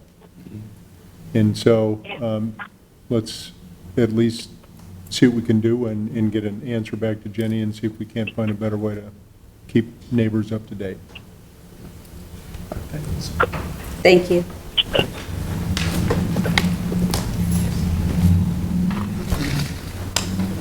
Could somebody move to receive and file her comments and I guess refer to the manager? Mr. Mayor, I'd be glad to. And one thing I would like to point out, I just ran across the same situation up here in Canada. And the right hand doesn't know what the left hand's doing.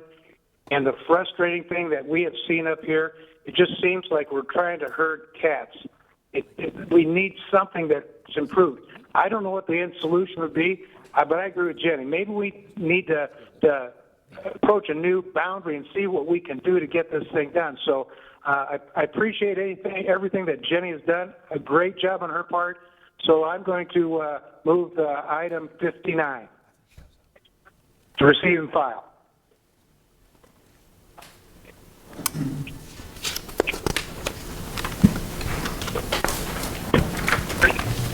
Seven yes. All right. I want everybody to note that item 60 was withdrawn at the request of the individual that asked to speak.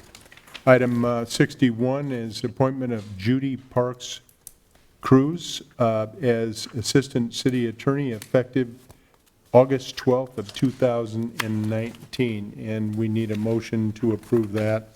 I had a chance to see the resume of the person that Jeff has recruited to work for the city. I was really impressed and looking forward to meeting her and seeing her work for the city. I'll move it. Gray votes yes. Seven yes. Well done, Jeff. Thank you. All right. Item 62 was withdrawn, and it will be back on the agenda on August 19th. Takes us to item 63, which is amending the intergovernmental 28E with the Des Moines Independent Community School District for School Resource Officers, the SRO program, Council Communication number 19-338. Anyone here to speak to that item? Seeing none, any comments? Move it. It's a great addition, and Oh, go ahead. I think it serves us well. The SRO officers are an integral part of every school building they've been in, so it's good to see we're adding more. Yep. All right, item's been moved. Gray votes yes. All right, that 7 yes. takes us to one more item. We have one extra item. This is a request from Councilmember Josh Mandelbaum to speak regarding adding charging stations downtown for wheelchairs and mobility scooters. Josh? Yeah, well, and I think there are folks here to speak. I'd like to invite Adam up first. And Yep. Excellent. So the folks who are here to speak, and then I've got a suggestion, and I'll make a motion. Okay. But want to give folks the opportunity to. Thank you, Josh and City Council. My name is Adam Reynolds. I live at 333 East Grand. We need charging stations in the East Village and downtown. I have a electric scooter, and, you know, I park it at the, let me get my, sorry, I'm just nervous here. You're doing great. Don't be nervous. I've never done this before. I have an electric scooter that I park at the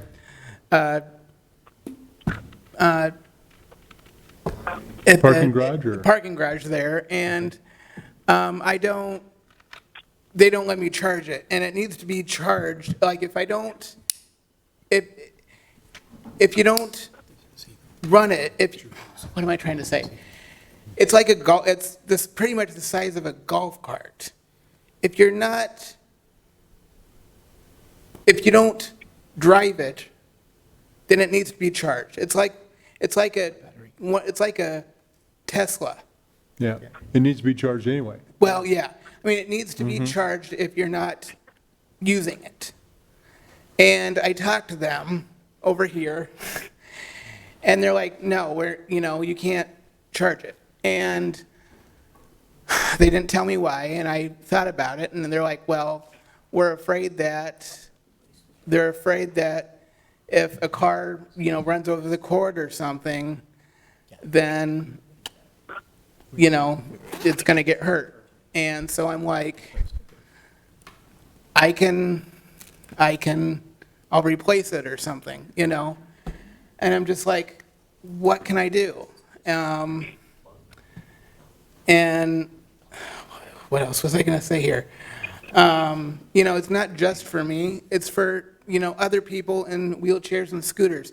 I've even seen out my window, I've even seen able-bodied people and and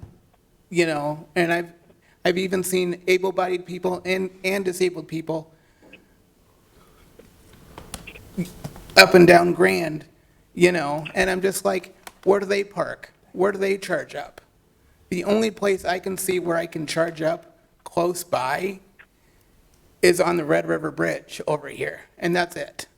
But I need a place where it's covered and secure. And what I mean by secure, cameras and/or somebody watching the area, And, yeah, they're letting me do that, but I think you've articulated the problem very well. I'm not trying to sound rude, I'm really not. No. I'm just- Great job.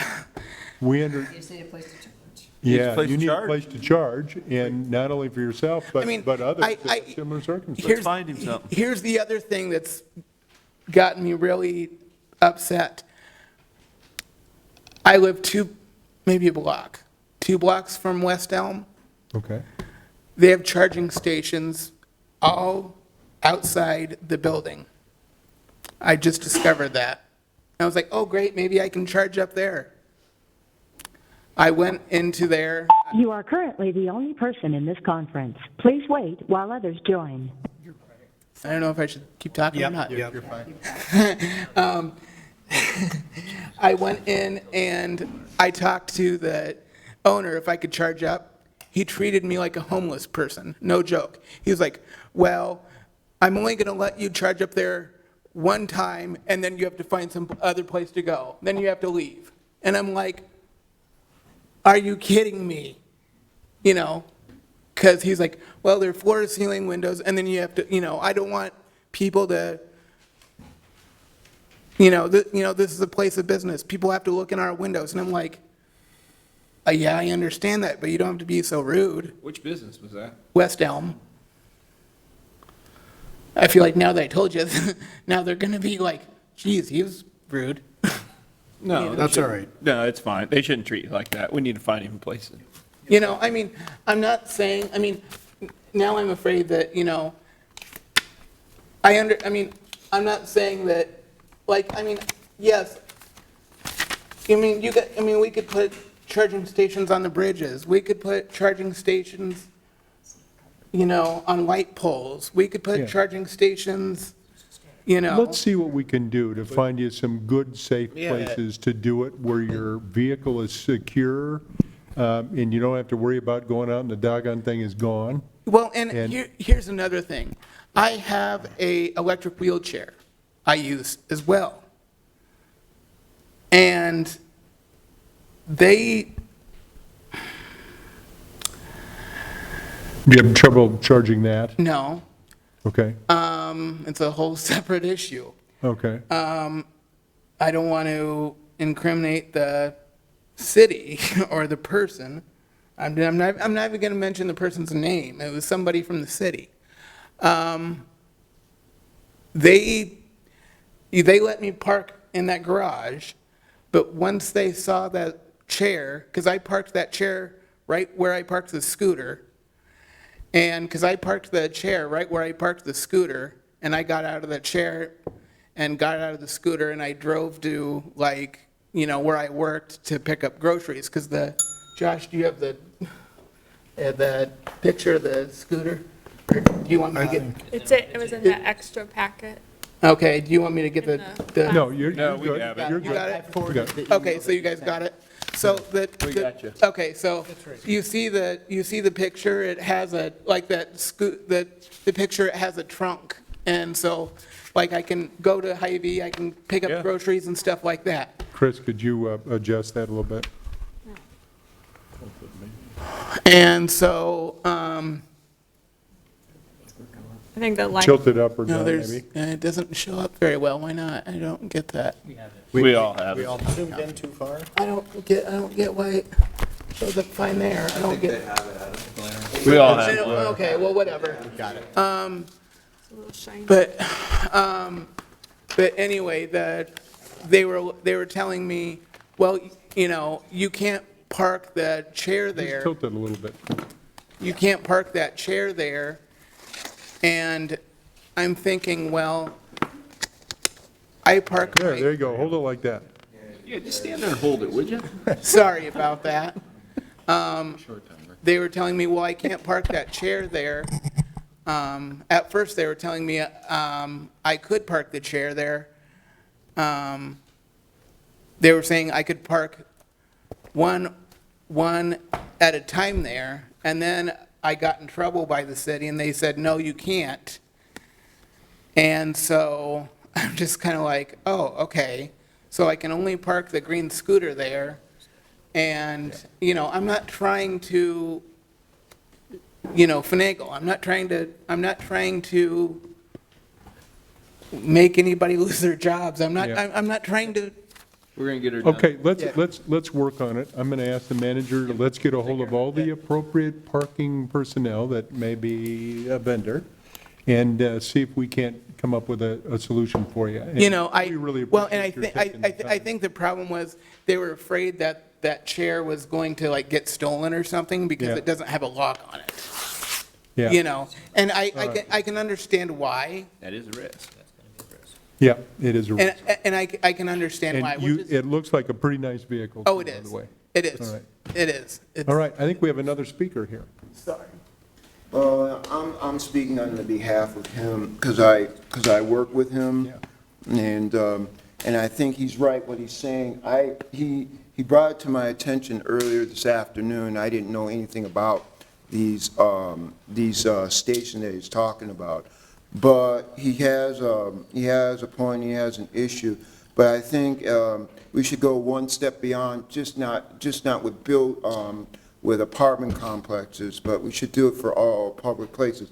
It's a new thing it's a new trend that as you're seeing as things go on, and I'm speaking on behalf of him, but we should take it to the next level and make sure that it's not just apartment dwellings, but also public places. And hopefully, we can be a step beyond the city of Des Moines, but make it permanent for people like disabled. I'm disabled myself, and I've been permanently disabled for a long time. But as he was telling me about it earlier this afternoon, I want to speak on his behalf, and I agree what he's saying. It should be I don't know if we can make it mandated or whatever it is, but something needs to be done in a positive way for people like him, because the next generation that comes along, they may have the same trouble as he is, and it may be a lot worse. But we should make it for all disabled. We shouldn't discriminate for one person. It should be a whole group. And this is why I get very irate about people when they single out one person. Because when you single out one person, you're singling out the whole group. It should be for everybody, and that's the way it should be. Thank you. I didn't. Can I say one thing, Adam? Yeah, go ahead. My name's Evan Schultz. I've been in contact with Ron Ward with Des Moines Parks. Is awesome. Kind of. My hands don't work. Okay. I contacted him a month ago. I heard an article, I think it was in Michigan, of an individual asking for a wheelchair charging station at a park. So I forwarded that to Ron and asked him nicely if he'd consider, on behalf of myself and my friends, to put one up at Grays Lake, at which he just did. And I didn't know this would tie into this situation, but it just got put up last week, and I went and took pictures with it last time, and I'm planning on making a thank you and a post and whatever press might help that. And I didn't know of even the trestle trail and stuff out in Madrid and stuff. But it can be done, I think, in just pinpointing certain areas of traffic it's where me and my friends go. So I requested it, and I did so. So as far as public places, let me know if there's anywhere I can send the template for the actual part, and that's all. It can be done. Just gotta. Absolutely. Yeah. Thank you. Thank you for everyone. Thanks for your time. We really appreciate you being here. Thank you. I got two more things here. Two more. Two more, and then that's it. So I apologize. I talked to one of the parking attendants when I was over there, over at the garage, and this is when I was driving my electric chair back and forth. Sure. And he told me, he was like, Adam, you shouldn't have to walk back and forth with that cane. Yeah, with this cane. Because they wanted me to walk back and forth with a cane instead of driving that chair, which I don't understand why. And they told me, they said, well, Adam, that's an ADA concern because of you falling. And, I actually did fall going from my apartment to the garage one time. And I was like, yeah. And my mom even said that too, that it's an ADA concern. So, like I said, I'm not trying to get anybody, Yeah. from the city council. Did you have one more item? It was, I just wanted to say, it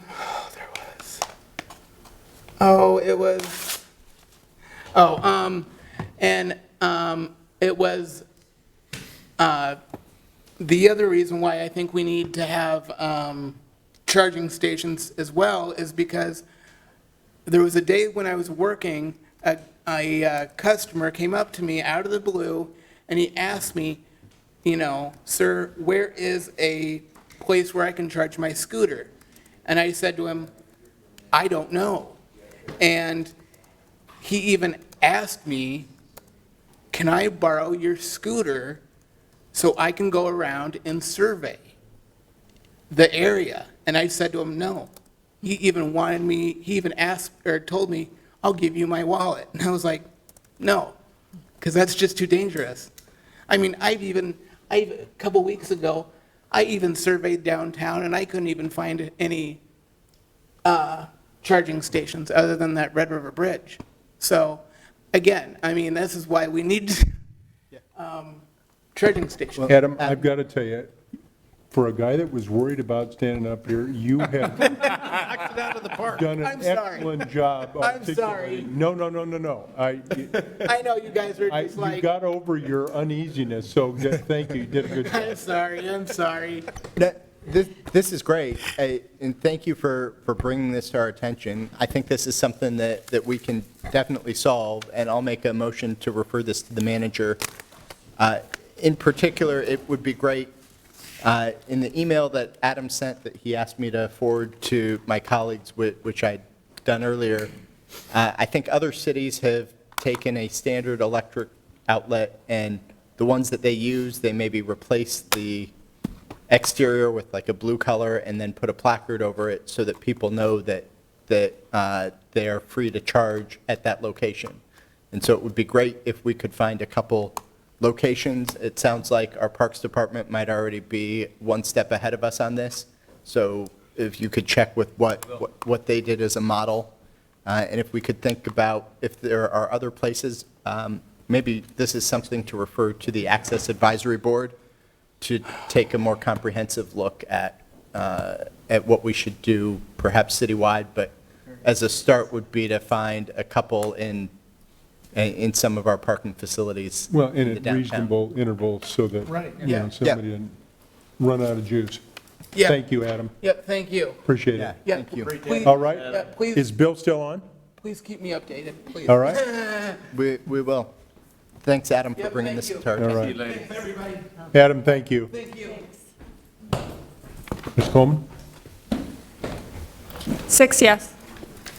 All right, 6 yes. That brings us to the end. Unless anybody has an objection, let's by acclamation say that this meeting is adjourned. Hooray! Good luck, Connie. Yes. Have We'll be out fun. to see you. Oh, yeah, Monday, I guess. Let's hope it gets cool. For the fair. Did he take? Yeah. I gotta make sure he Time didn't is walk off fun with my time. phone.